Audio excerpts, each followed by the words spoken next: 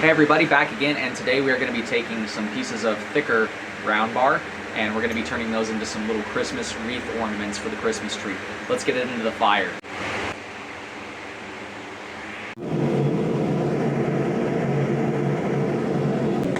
So first thing we're going to do is draw an 1.5 inch taper on the end of each one of these bars. You will have noticed that I already squared these up to act as if we're starting with square bar. If you have round bar, just go ahead and square it up and then you can start tapering each end. Again, we want about an 1.5 inch taper on either end. And these are going to be turned into scrolls that are going to be the ribbons on the bottom of the wreath design we're creating.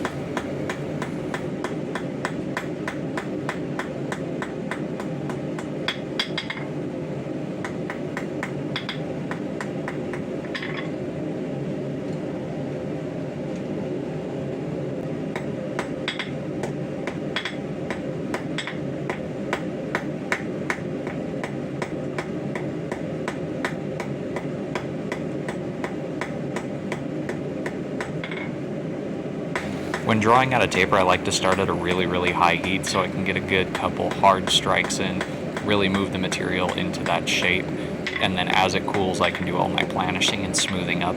That way it only takes about 1 heat per taper on these.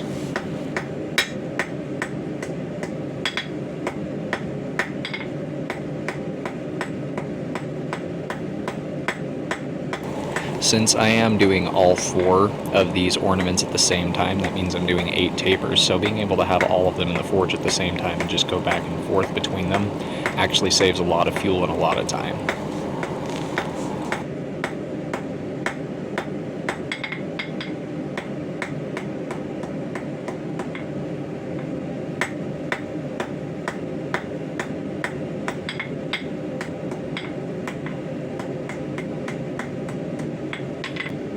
So these wreaths will actually be a design called a Troll's Cross or a Celtic Troll Cross, and these were originally hung on the doors of Celtic homes to ward off evil spirits.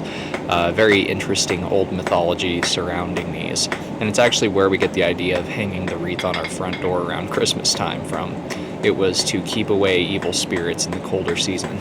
Long before the discovery of modern germ theory, it was widely believed by the Celts that during the wintertime, spirits and trolls would come into the home at night and make the inhabitants of the home sick. And since the seasonal flu was a lot more deadly back then than it is today, thanks to modern medicine, this was a very big problem. So their idea to combat this was to create the Troll Cross and place it at the front entrance to every home during the winter, especially the late winter season, in order to prevent these spirits from entering the home and making you sick. Just an interesting little factoid I thought you guys might enjoy.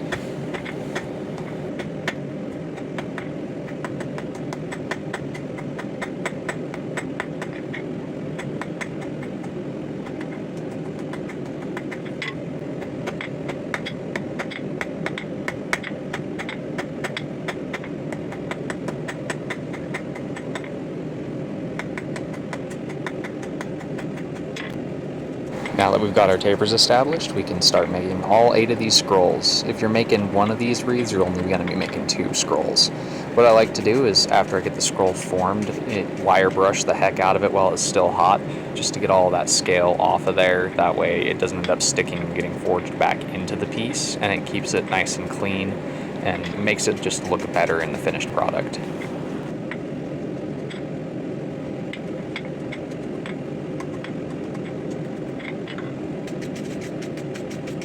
If you're newer to blacksmithing, when you're forming a scroll, you always want to do some light taps and kind of glancing blows rather than dead-on strikes. When you're working with something so thin, it's easy to mess it up. So it's always easier and always better to just do light glancing blows rather than hard hits, because it's easier to add a little bit more and change a little bit more as you go than it is to try and fix something once it's been mashed together and messed up. Now that all our tapers are made, we can twist all 4 of these and wire brush them after we twist them, just to make sure that that scale doesn't stick and we end up with some nice clean twists.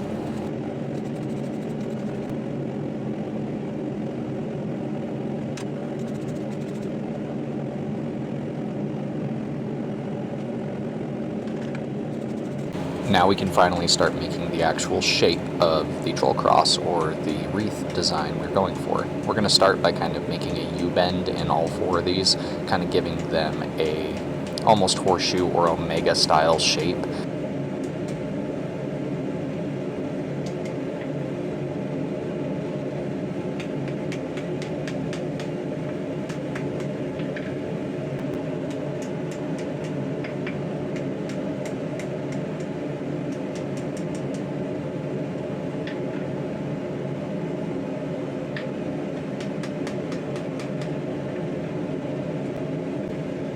From there we can work on bringing our two scrolls together so they touch in the center, or we can skip that and go straight across. I'll show you both methods. First we're going to show you guys how I bring these two together so they're right next to each other, and this helps kind of get that perfect circle shape going.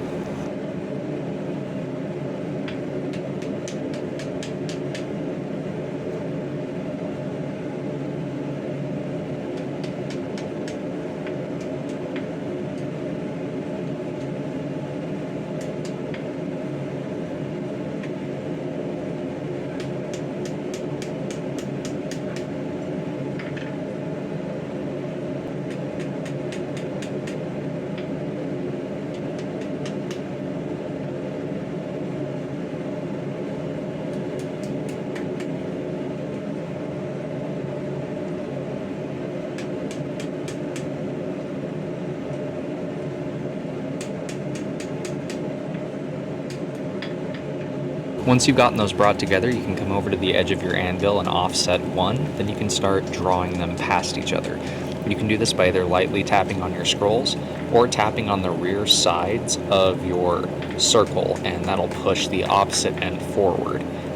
If you decide not to bring them together first, then as you're bringing them together, knock one off center and just keep drawing them past each other like normal. This does take a little bit more practice to be able to pull off and make it look good. So if you're a beginner, I recommend the first method. If you're a little more of an advanced smith, I would recommend the second method just because it's more of a time saver.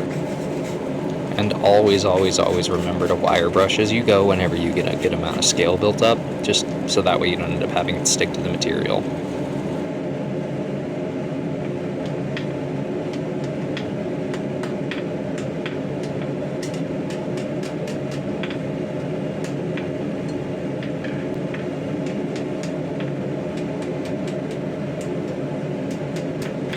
The observant among you will have noticed that I switched to my brass hammer after I twisted these, and yet again this is just so I don't mess up my twists on my steel and I don't mar it. Since it is a softer hammerhead than the material I'm working, it's less likely to actually mar my worked material.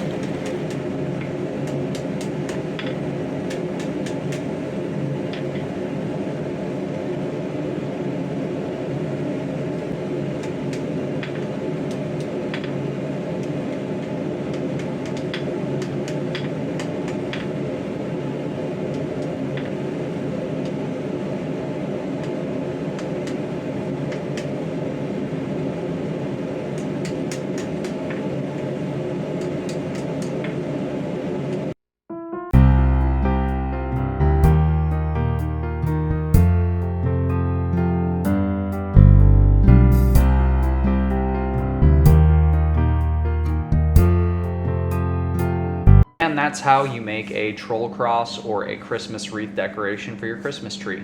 I hope you guys enjoyed the little history quib there, and I hope you guys enjoyed the video. If you guys learned something new, don't forget to hit that like button and subscribe, and so you don't miss out on future videos. And if you're looking to purchase a couple of these, I'll be selling them in sets of 2 on my Etsy store for Christmas. Till next time, God bless. Stay sharp out there.